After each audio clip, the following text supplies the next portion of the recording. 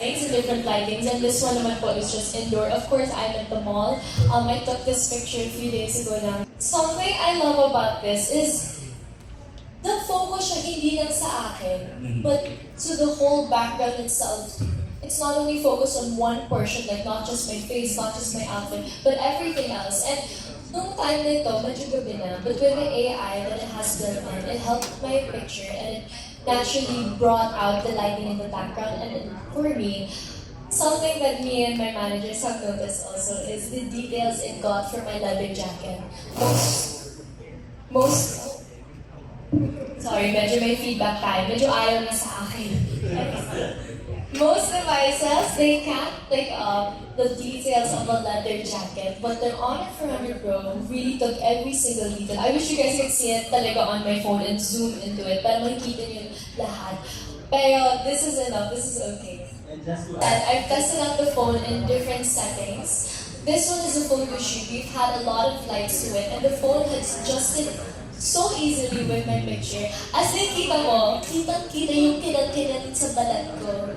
Minsan, in some photos, mukha lang siyang matte, but with the details of my silk top and my skin right now, it took every single portion.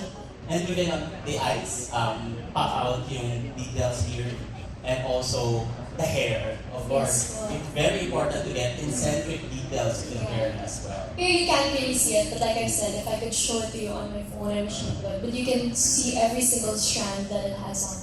But if you may share, Charlie, ano yung mga tinitignan mo, or what are you looking for when taking a photo? I mean, that kind of detail.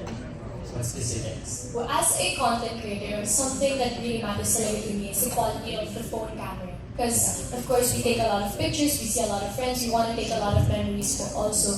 And something that I focus on a lot is how the phone picks up details talaga. Yes. If I can see my pores talaga sa phone, hindi ko masasabi na maganda siya kasi nakukuha niya yung mga small things that some devices don't get.